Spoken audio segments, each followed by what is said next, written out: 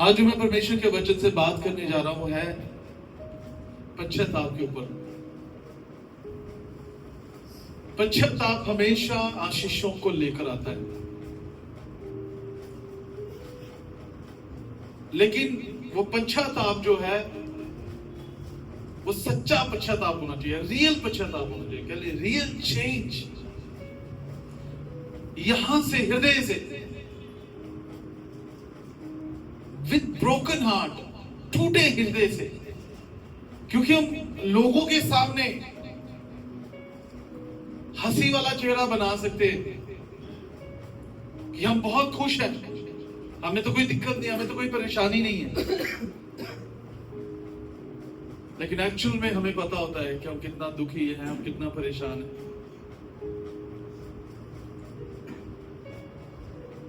इसलिए हम कहते हैं जब परमेश्वर की उपस्थिति में हम आते हैं तो अपने हृदय को परमेश्वर के साथ,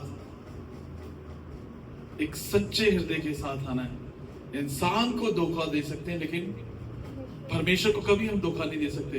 क्यों नहीं दे सकते? क्योंकि वो हृदयों को जानते हैं, हमारे हृदय में क्या चल रहा है, हमारे साथ क्या हो रहा है, सब कुछ जानते हैं। और परमेश्वर उस बदलाव को हमारे जीवन में चाहता है। यहां पर हम जितने हैं, कोई भी ऐसा व्यक्ति नहीं था जो पहले बुरा नहीं था। हम सब बुरे थे, शुरू से अच्छे नहीं थे, हमें अच्छा बनाया गया। और वचन में लिखा परमेश्वर ने जगत के मूर्खों को चुना है कि बुद्धिमानों को लज्जित करे। हमारे जैसों को परमेश्वर ने चुना जिनको कुछ भी नहीं पता था, और उन बुद्धिमान लोगों जो अपने आप को बहुत बड़े समझते, परमेश्वर ने उनसे बातें करने के लिए हमें ठहरा दिया। कितना धन्यवाद है परमेश्वर इस बात के। और वो तभी हुआ जब एक सही सच्चा बदलाव हमारे जीवन में आया।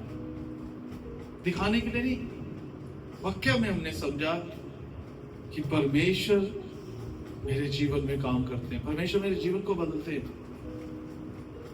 आज जब मैं मनन कर रहा था परमेश्वर के वचन में से, तो परमेश्वर बात कर रहे थे कि पश्चाताप हमारी आशीषों को लेकर आता है, जो आशीषें रुकी हुई हैं। और कई बार परमेश्वर रेस्टोर्स करता है हमारी ब्लेसिंग्स, जो कब से खत्म हो गई थी, काफी सारी चीजें बहुत पहले हो जानी थी, वो वही रोक के रखी है। परमेश्वर ने नहीं, हमने, कहता तुमने उस रास्ते को बंद कर रखा है, हमने खुद उन द्वारों को बंद कर रखा है, मार्गों को, रास्तों को बंद कर रखा है जो परमेश्वर ने हमारे लिए खोल रखे थे, और आज भी। और अगर उसको कोई खोल सकता है तो वो हम ही है। इसलिए परमेश्वर का वचन, जब मैं आज बात कर रहा था परमेश्वर के वचन से, मैं मनन कर रहा था, परमेश्वर ने मुझसे बात करना शुरू किया और यही दिखाया, कन्फेशन ब्रिंग्स ब्लेसिंग्स। परमेश्वर कैसे हो सकता है? तो दूसरी बात, जब एक रियल कन्फेशन आता है, एक पूरा ब्रोकन हार्ट से, टूटे हृदय से। तो जब मैं इसके बारे में सोच रहा था तो परमेश्वर ने मुझे एक वचन दिया, जैसे आज भैया बता रहे ना मजीद की बहनी ने कहा, एक नया सारा कुछ लग रहा है। और बाइबल में क्या लिखा हुआ? 2 कुरिन्थियस का 5:17 में क्या लिखा हुआ है? सब कुछ नया हो गया है, पुरानी बातें बीत गई है। Can you read that? क्या आप सुन ले एक बार?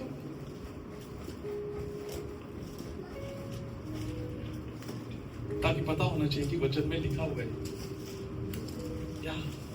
2 कुरिन्थियस उसका 5:17। इसलिए यदि कोई मसीह में है तो वह नई सृष्टि है। यदि कोई मसीह में है तो वो नई सृष्टि है, पुरानी बातें बीत गई, पुराना सब कुछ बीत गया, देखो सब बातें नई हो गई और सब कुछ नया हो गया। जब हम परमेश्वर को अपनाते हैं तो हमारे जीवन में एक बदलाव आता है, नया चेंज आता है, और वो हमारी ओर से नहीं होता, वो परमेश्वर हमारे, बाइबल में लिखा, मैं तेरा पत्थर का दिल निकाल कर, तुम्हारे पत्थर के दिल को अंदर से निकाल कर तुम्हारे हृदय में मांस का दिल डाल दूंगा। कौन सा? कई बार कहते हैं ना, इसका कितना दिल जो पत्थर का है, ये नहीं कभी टूटता। तो कैसे टूटेगा? बाइबल में लिखा है परमेश्वर कहता है मैं उस पत्थर के दिल को निकालूंगा और वहां मांस का दिल डालूंगा। हमारे जो हृदय पत्थर हुए थे, हम जो इतने वो हुए थे कि नहीं हम नहीं करेंगे, हमसे नहीं होगा, कैसे नहीं, पर हमारे में योग्यता ही नहीं है, हम इतने योग्य नहीं कि अपने आप को ही मन संभाल लें। ये परमेश्वर की सामर्थ है जो हमें हमारे हृदय को बदल देती है और हमारे अंदर से पत्थर का दिल निकाल कर उसे मांस में कन्वर्ट करते हैं। आमीन। उसको बोलते हैं रियल चेंज, जो सही बदलाव। आमीन। तो इसी रीति से जब मैं वचन का मनन कर रहा था तो मुझे एक कहानी मिली जिससे मैं उनसे बात करना चाहता हूं आज। वो है उड़ाऊ पुत्र के विषय में। उड़ाऊ पुत्र की कहानी लूका सुसमाचार का 15 अध्याय में है। उसकी 11 से लेकर और उसकी 32 तक है, लेकिन हम 24 तक ही पढ़ेंगे। मैं ही आपके लिए पढ़ता जाऊंगा। लूका सुसमाचार उसका 15 अध्याय उसकी 11 से। तो इंग्लिश में उसको कहते थे प्रोडिगल सन, उड़ाऊ पुत्र। ऐसा पुत्र जो उड़ाऊ होता है। मतलब क्योंकि कहानी उड़ाऊ पुत्र के विषय में, इसका मतलब ये नहीं कि पुत्रियां उड़ाऊ नहीं होती ना, दोनों तरफ सब ले लेंगे, लेकिन इस समय जो कहानी है वो उड़ाऊ पुत्र के विषय में। तो मैं एक वर्ष से पढ़कर फिर हम आगे बढ़ते जाएंगे। फिर प्रभु यीशु मसीह ने कहा, किसी मनुष्य के 2 पुत्र थे।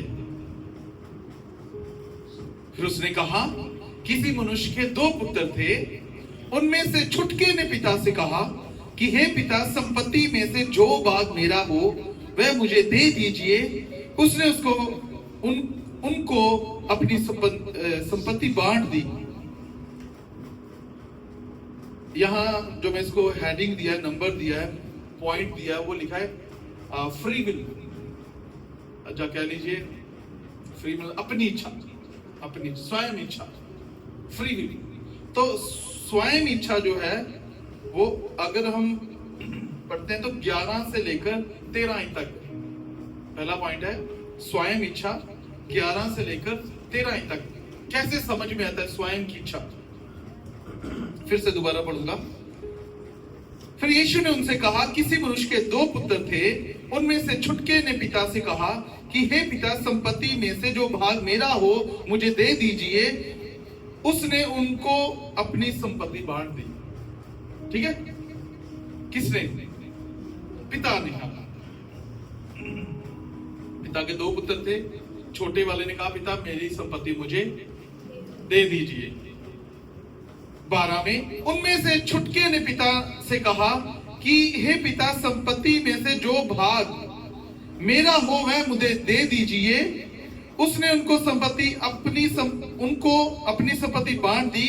और 13 में और बहुत दिन ना बीते थे कि छुटका पुत्र सब कुछ इकट्ठा करके एक दूर देश को चला गया और वहां वह कुकर्म में अपनी सारी संपत्ति उड़ा दी। तो 11 से लेकर 12 तक। Thank you. वाइफ हमेशा ध्यान रखती है ना।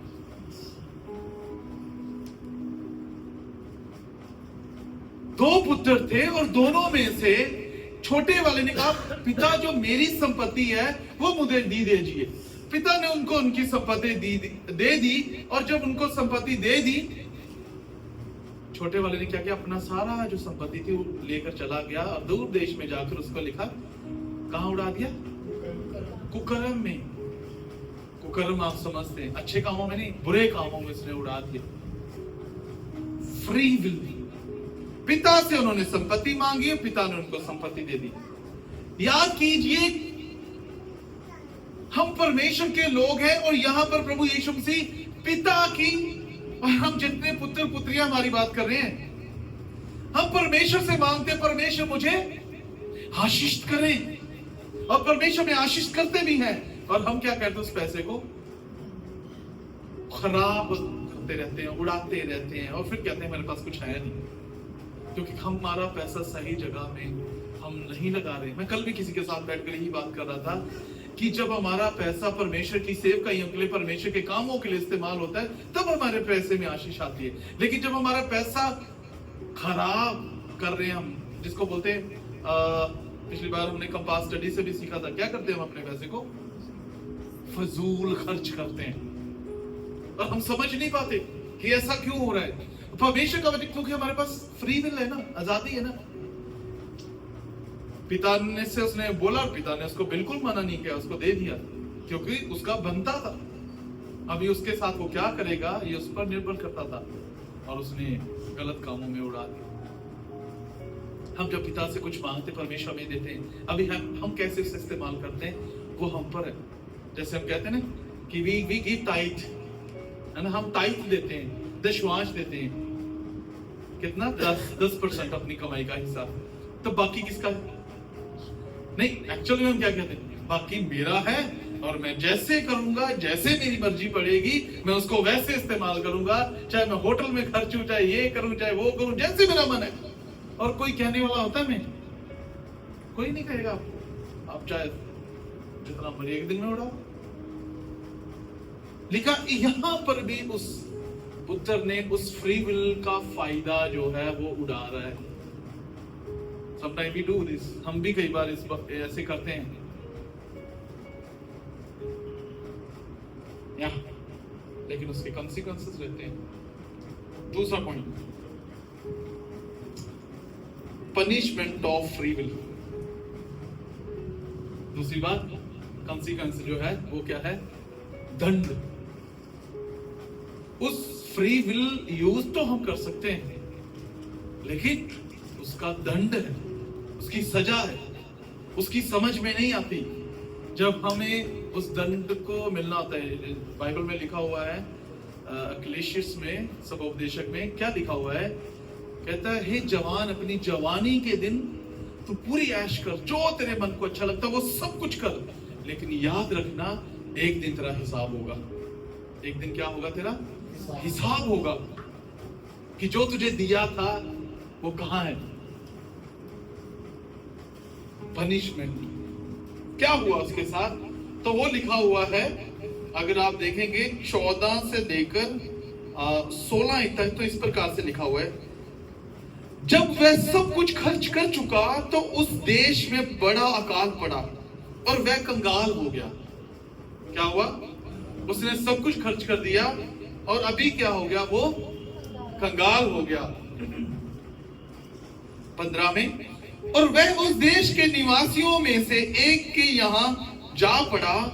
उसने उसे अपने खेतों में सूअर चराने के लिए भेजा। जब वो कंगाल हो गया पूरी रीति से, अभी काम ढूंढ रहा है, और जब काम मिला, काम क्या मिला? सूअर चराने का काम। क्या ये सजा नहीं है? अपनी मर्जी, मेरी इच्छा थी, मेरी मर्जी, मेरा मन, मैं जो करूं, मेरे को जो अच्छा लगता है मैं तो वही करूंगा, मैं किसी की नहीं सुनता, मैं तो अपने बाप की भी नहीं सुनता, कई बार बोलते। लेकिन उस बाप की सुननी पड़ेगी, नहीं तो हम खुद ही अपने जीवन को खराब, परेशान, नाश कर देंगे। और इसी प्रकार से ये उड़ाऊ पुत्र के विषय में कहा जा रहा है कि इसने सब कुछ खर्च कर दिया और अभी ये कंगाल हो गया और अभी से सूअर चराएगा, सूअरों को चढ़ाएगा जी। और आगे क्या लिखा है 16 में, और वह चाहता था कि उन फलियों से जिन्हें सूअर खाते थे अपना पेट भरे, और उसे कोई कुछ नहीं देता था। कैसे पेट भरना चाहता था? जो सूअर खाना खाते थे, फलियां खाते थे, वो उन फलियों से अपना पेट भरना चाहता, लेकिन उसका मन नहीं करता होगा ना, क्या सूअरों वाला खाना खाऊंगा आज मैंने कैसे अपने जीवन को, है ना, सूअर का खाना।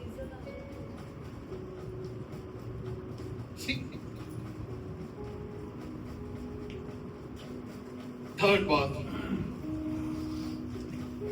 द सीजन ऑफ कन्फेशन, पश्चाताप का निर्णय करना। वो शुरुआत होती 17 से 19 तक।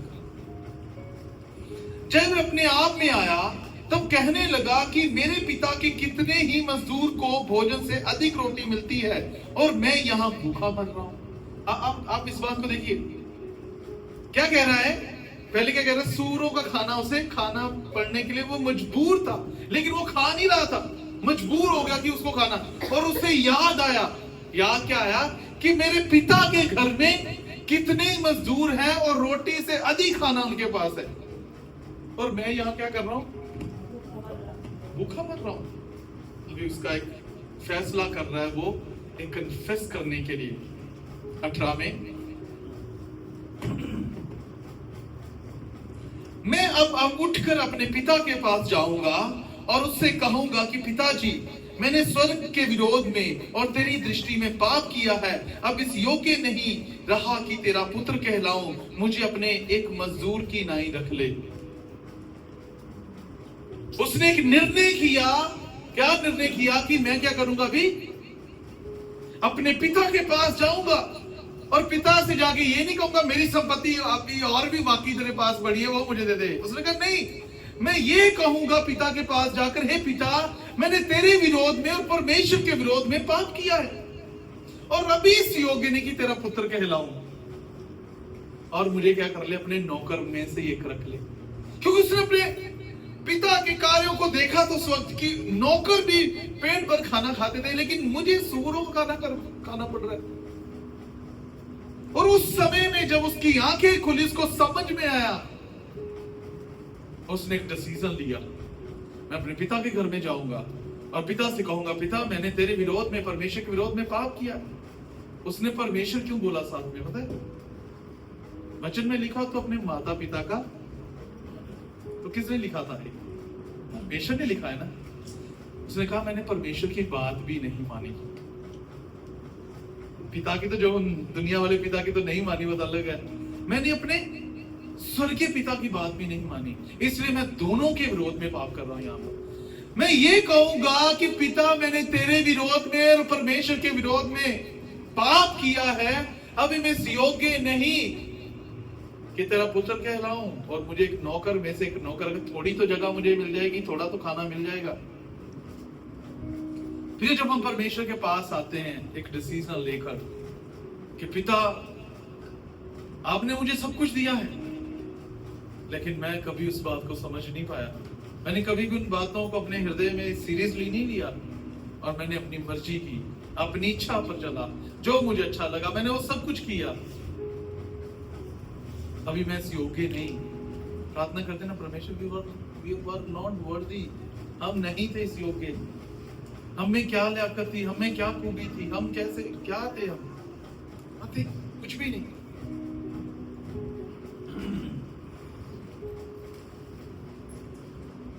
उसने निर्णय किया अपने पश्चाताप का। और चौथी बात, पश्चाताप कार्य में उसने पश्चाताप सिर्फ वहां डिसीजन नहीं लिया, उसने उसको काम उसके अनुसार किया। क्या लिखा हुआ है उसकी, अगर 20 आयत में पढ़ेंगे, तो वह उठकर अपने पिता के पास चला। वह अभी दूर ही था कि उसके पिता ने उसे देखकर तरस खाया और दौड़कर उसे गले लगाया और बहुत चूमा। जब उसने कन्फेस किया, पश्चाताप किया, अभी उसके मन में ही था वो पश्चाताप कि जब पिता ने देखा,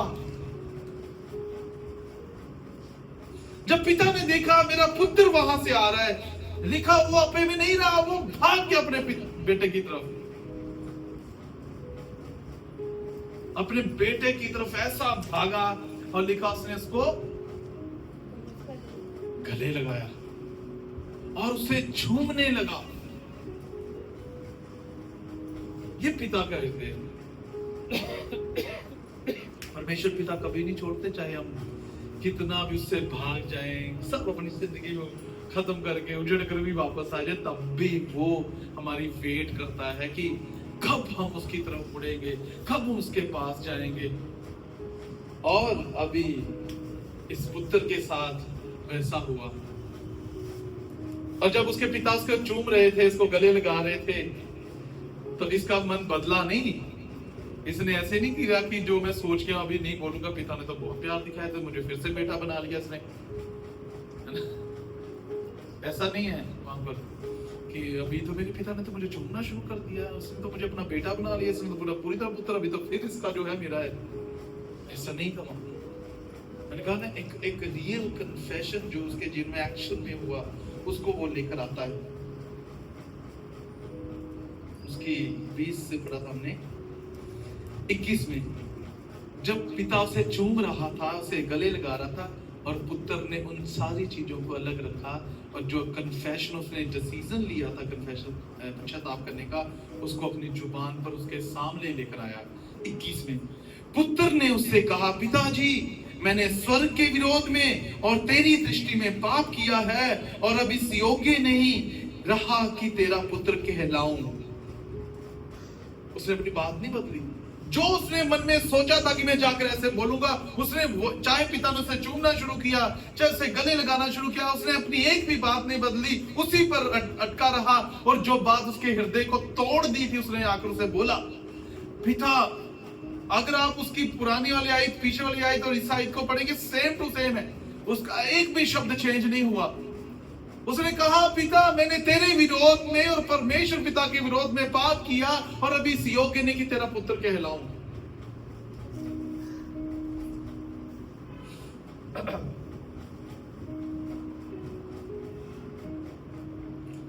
22 में, परंतु पिता ने अपने दासों से कहा।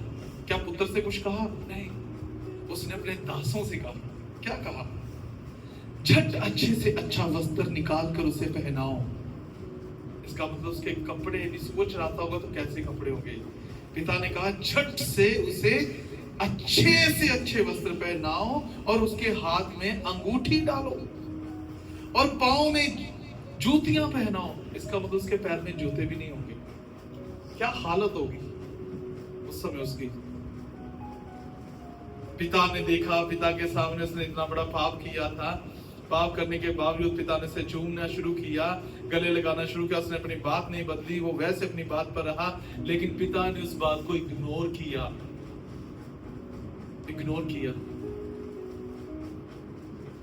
और बड़ी अच्छी बात लिखता है पिता उसके विषय में। 23 में कहता है, और पला हुआ बछड़ा लाकर मारो ताकि हम खाएं और आनंद मनाएं।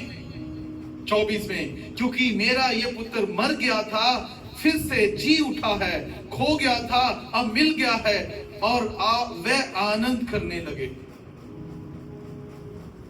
उसके कन्फेशन को पिता समझ चुका था, और उसने कहा, ये मेरा बेटा जो मर गया था अभी जी उठा है, ये जो खो गया था अभी मिल गया है। खोया कहां से था? वो दिमाग से। उसे लग रहा था कि शायद मैं अपने हिसाब से सही कर रहा हूं। ये अगर आप इसका 5 पॉइंट नंबर 5 बना सकते हैं कि जो रियल कन्फेशन है, जो सही पश्चाताप है, वो हमारी आशीषों को लेकर आता है। और ये 22 से 24 तक इसको आप नोट कर सकते हैं। ये है एक बदलाव, जो ब्लेसिंग। क्या नहीं था उसके पास? सब कुछ था। उसने अपनी मर्जी की, अपने हिसाब से जिया, सब खत्म कर दिया। पश्चाताप किया, पिता के पास है, तो पिता ने आगे से ये नहीं कहा, तेरा हिस्सा दे दिया, मैं तुझे डंडे मार के भगाता हूं। नहीं कहा, क्योंकि वो पिता था ना, पिता का हृदय था। उसने फिर से उसे क्या कहा? इससे अच्छे वस्त्र और पैर में जूते पहनाओ, इसके हाथ में अंगूठी पहनाओ। अंगूठी क्यों पहनाई जाती थी पता? समय में गुलामों के हाथों में अंगूठियां नहीं होती थी। जो अधिकारी होते थे उनके हाथों में अंगूठी, तो अंगूठी उनकी पहचान होती थी। अगर आप हिस्ट्रियां अगर जानते होंगे थोड़ा बहुत, तो देखिए, राजाओं के हाथ में अंगूठी रहते थे। उसे कहा जाता था स्टैम्प थी, मोहर थी, तो वो अंगूठी से मोहर उसी के पास रहती थी। वो सिर्फ राजा के पास, तो राजा से कभी नहीं कोई छीन सकता था कि कॉपी करके उसको कर ले, ऐसा नहीं था। वो उसी के पास रहते थे। कहते उसके हाथ में अंगूठी, ताकि जितने भी वहां नौकर चाकर होंगे उनको पता होना चाहिए कि ये अभी मालिक है, ये कोई नौकर नहीं है। उसकी पहचान होती थी। उसने कहा जल्दी से अच्छे कपड़े पहनाओ, जल्दी से इसको अंगूठी पहनाओ और इसके पाँव में जूते डालो। प्रियो, आज इन सारी बातों से मैं क्या बात करना चाहता हूं तुमसे। एक समय था जब हम भी अपनी इच्छा, अपनी मर्जी, क्योंकि हमारे पास फ्री विल है तो कुछ भी कर सकते हैं। मेरी मर्जी से आऊं, मेरी मर्जी से मैं ना आऊं, कोई किसी को कोई नहीं बोलता, कोई किसी को फोर्स नहीं करता है। लेकिन जो अपने आप से हृदय समझ में आ जाता है, और वो तभी आता है जब ठोकर लगती है। ठोकर के बिना हम सुधरते भी नहीं। जब ठोकर आती है फिर हम अपने आप में आते हैं। पहले तो अंधे हुए होते, अंधे धुंध होता है कि मर्जी पड़ी, जो मर्जी कर। लेकिन जब ठोकर लगती है, समझ में आती है कि नहीं, मैं गलत कर रहा हूं, ये गलत है और मुझे सही करना है। सही क्या करना है? जो मैं गलत कर रहा था उसका पश्चाताप करूं, परमेश्वर के पास जाऊं, उससे माफी मांगू। और पिता क्या कहता है? वचन लिखा, अगर तू मुड़ता है मेरी तरफ तो मैं तेरी तरफ मुड़ूंगा। याद रखिए, परमेश्वर भी तभी मुड़ते हैं जब हम उसकी तरफ मुड़ते हैं। अगर तू मुड़ता है मैं भी तेरी तरफ। तो लिखा, ये पिता जो है ये परमेश्वर को दर्शाया गया है, और वो जो पुत्र है वो हमें दर्शाया गया है। और ये कहानी एक इलिस्ट्रेशन नहीं है, ये कहानी सचमुच में कहानी है। क्योंकि प्रभु यीशु मसीह जब भी कोई इलिस्ट्रेशन का, जब कोई दृष्टांत देते थे, वो रियल दृष्टांत देते थे। आज जरूरत है इस उड़ाऊ पुत्र के जीवन से हमें सीखने की, कि जहां पर हमने अपनी उन फ्री विल का फायदा उठाया है, उसको ग्रांट में लिया है कि कोई बात नहीं, मुझे कौन क्या कहेगा। और जब परमेश्वर अपने आप ने, जब हमें उस ठोकर, और वो ठोकर परमेश्वर नहीं देते, हमें खुद उस ठोकर का कारण हमने खुद बनाया होता है। और वो ठोकर लग के भी वापस आ जाए तो फिर भी माफ कर देता है। और माफ करने के बाद जो आशीषें जिसकी मैं बात कर रहा था, हमने रोक रखी होती हैं, वो आशीषें फिर से हमें वापस देते हैं। लिखा है ना, पिता ने क्या कहा? फिर से इसको वैसे ही बना दो जैसा ये था। अभी ये मेरा पुत्र है, मर गया था, जी उठ गया, नया जीवन, नई सृष्टि, अभी नया बना है। अभी ये पुरानी वाली चीजें नहीं करेगा, इसको ठोकर लग चुकी है, इसको पता चल चुका है, इसलिए मैं इसे माफ करता हूं। वहां लिखा कि उसने माफी मांगी आकर? नहीं, वहां लिखा कि पिता ने उसे माफ किया है। मैं आपसे कहूं, माफी मांगने की जरूरत नहीं है, माफ करने की जरूरत नहीं। हमारे व्यवहार दिखा देते हैं कि ये बंदा टूटा है। हमारे व्यवहार दिखा देते हैं कि इसका कन्फेशन हुआ है। और माफ करने वाले का कैसे व्यवहार दिखता है? जब वो ये कह रहा है कि इसके हाथ में अंगूठी डालो, इसको अच्छे अच्छे कपड़े पहना, इसके पांव में जूती पहना, इसका मतलब क्या है? किसने माफ कर दिया है? ये बोलकर भी कहने की जरूरत नहीं है, सिर्फ एक हृदय। और वचन में लिखा हुआ है, यिर्मयाह उसके 17 अध्याय की 10 आयत में लिखा, परमेश्वर हृदयों को देखकर और हमारे चाल चलन के अनुसार आशीष देता है। वो हृदय बहुत जरूरी है, क्योंकि उसे सिर्फ परमेश्वर जानते हैं। परमेश्वर बाहरी पर नहीं देखते, परमेश्वर हृदय को देखते हैं। और उस वक्त मैंने कहा, हृदय से उसका पश्चाताप हुआ था, उसने डिसीजन लिया कि मैं जाकर अपने पिता से कहूंगा। जैसे मैंने कहा, उसने राय नहीं बदली कि पिता ने तो अभी मुझे एक्सेप्ट कर ही लिया है, कोई बात नहीं, माफी मांगने की क्या जरूरत है, अभी ये सारे शब्द जो मैंने सोचे क्यों बोलना है, उसने वो शब्द बोले क्योंकि वो सचमुच बदला था। प्रिय परमेश्वर, आज इस लास्ट मोमेंट में, कंक्लूजन में मैं यही कहना चाहता हूं, परमेश्वर हमें चाहते हैं कि हम ऐसे व्यक्ति बने जो टूटे हुए हृदय के साथ रियल में पछता कर रहे। मैं कह रहा हूं, वो परमेश्वर आज भी हमें बहाल कर सकते हैं, रेस्टोर कर सकते हैं। हमारी सारी ब्लेसिंग्स जो पड़ी हुई थी, हमने रोक के रखी हुई हैं, वो सिर्फ एक हमारे बड़े बदलाव से होगा। जब हम बदल जाएंगे, हम उस रास्ते को खोल देंगे अपने लिए, और जब वो रास्ता खुल जाएगा, परमेश्वर हमें उन सारी आशीषों को, 3 चीजें थी ना, कपड़े पहनाना, कपड़े पहनाने का मतलब क्या? अच्छे से अच्छे कपड़े, क्या मतलब होता है? जिसमें आदर छिपा हो, कि अच्छे कपड़े पहनने से थोड़ा आदर बढ़ता है। गंदे कपड़े पहनने का तो कोई आदर करेगा? पता नहीं गरीब सा कौन है। लेकिन अच्छे कपड़े पहनने का मतलब है एक अच्छी पोशाक जो दूसरों को अट्रैक्ट करे कि ये आदमी कुछ है, इसके पास कुछ है। दूसरी रिंग जो अंगूठी मैंने बताया, वो क्या था? एक अधिकार। परमेश्वर पहले हमें अच्छे कपड़े पहनाता है, फिर एक अधिकारी बना देता है। किसके ऊपर?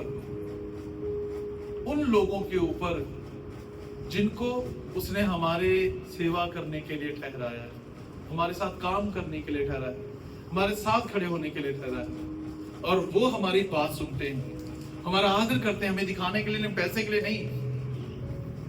वो परमेश्वर के हृदय को ऐसा बना कर रखते हैं। और पैर में जूती,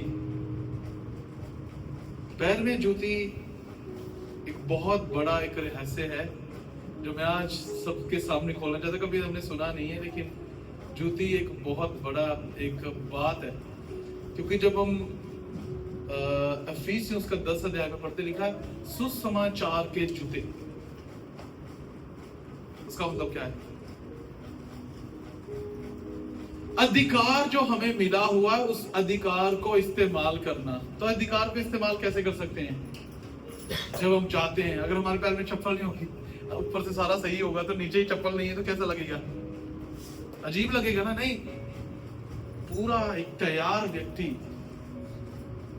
मैं ये नहीं कह रहा कि बॉस की नहीं, लेकिन एक राजा जैसी फीलिंग, वो हमें ऐसा बनाता है कि हमें एक राजा जैसी फीलिंग आती है कि people are working for us. लोग हमारे लिए काम करते हैं और परमेश्वर ने हमें उनके ऊपर अधिकारी बना रखा होता है। और कब होता है? जब एक रियल चेंज, एक रियल कन्फेशन हमारे जीवन में आता है। और ये कितना कितना मुश्किल है। और मैं रात में किसी से बात कर रहा था कि उसका फायदा बहुत है। अगर हम सच्चे बन जाए, रियल बन जाएंगे ना, तो बड़ा अच्छा जीवन है। क्योंकि मैं झूठे किसी से प्रॉमिस नहीं करे, मैंने झूठे किसी को लारा नहीं लगाया, झूठा किसी को कुछ भी नहीं कहा। इसलिए जब भी उसके सामने जाऊंगा तो मुझे डर नहीं लगेगा, क्योंकि मैंने कभी कुछ बोला ही नहीं था उसको ऐसा कि अगर मैं झूठी बातें झूठा करूं तो मुझे डर लगेगा। क्यों? क्योंकि मैंने झूठे प्रॉमिस, झूठी चीजें, झूठे काम कर रखे हैं। और मुझे पता, अगर यार मैं इसको फेस करूंगा तो मुझे नुकसान हो, मुझे पूछ लेगा। और अगर मैं एक रियल व्यक्ति हूं, जो मैं कर सकता हूं मैं कर रहा हूं, जो मैं नहीं कर सकता मैं नहीं कर रहा हूं, फिर हम एक अच्छे से जी सकते हैं। मुझे किसी का डर नहीं है और हमें घबराने की भी जरूरत नहीं है, परेशान होने की भी जरूरत नहीं है। क्योंकि मैंने कौन सा किसी को ऐसा वादा कर दिया कि जो मैंने पूरा नहीं करा और वो मुझे अब फेस करने से परेशान होगा। लेकिन सो परमेश्वर का वचन इस समय हमसे यही बात कर रहा है, एक सही बदलाव अपने जीवन में लेकर आना। तैयार है? भाई, हम एक सही बदलाव को अपने जीवन में लेकर, अगर हमें अभी भी लगता है कि मैंने परमेश्वर के विरोध में पाप किए हैं, उसको दुखी किया है, तो आज समय है उसके सामने पश्चाताप करने का। अपनी आंखें बंद करके, मैं नहीं कहना जोर से बोले, अपने हृदय में ही परमेश्वर से आप कह सकते हैं। अपने दाएं हाथ को अपने हृदय पर रखिए, परमेश्वर से कहिए, हे पिता, मैंने तेरे विरोध में पाप किया, योग्य नहीं था, मुझे क्षमा करें, ताकि परमेश्वर मैं एक अच्छा पुत्र, एक अच्छी बेटी बनकर आपके साथ रहूं। मैंने अपनी इच्छाओं से, अपनी मर्जी से सब कार्य किए हैं, लेकिन आज मुझे समझ में आता है कि वो सब पाप थे जो मैं आपके विरोध में कर रही थी। लेकिन आज मैं निर्णय लेता हूं कि परमेश्वर, हम एक अच्छे बेटे, एक अच्छे बेटी बनेंगे और आपकी इच्छा के अनुसार चलेंगे, जो आप चाहते हैं हमारे लिए। क्योंकि परमेश्वर, आपकी योजनाएं हमारे लिए बहुत अच्छी और बड़ी। मैं प्रार्थना करना चाहता हूं परमेश्वर, यहाँ पर सुन रहे हर एक व्यक्ति के लिए आप उन्हें हृदय से बात करें। आपने कहा मैं तुम्हारा पत्थर का हृदय निकाल कर मांस का दिल डालता। मैं इसी समय प्रार्थना करूं, इस समय हर एक व्यक्ति जो सुन रहा है, उनके हृदय को प्रभु जी बदल दे, उनका जीवन एक नया जीवन बनाए, एक नई सृष्टि, ताकि वो आपके पीछे चलते रहे, आपकी इच्छा पर चलते रहे, आपकी मर्जी पर चलते रहे। और हम तेरे दास होने के नाते पिता पुत्र पवित्र आत्मा के नाम से हर एक के जीवन को आशीष करते हैं। और प्रभु जी हर एक कोई अपने जीवन में वो करे जो आपकी इच्छा है, जो आपकी मर्जी है। धन्यवाद करते, आपने हमारी प्रार्थना को सुना। प्रार्थना यीशु के नाम से मांगते हैं। So may God richly bless you। प्रभु ने इन वचनों से हम सबको आशीष करें। Thank you.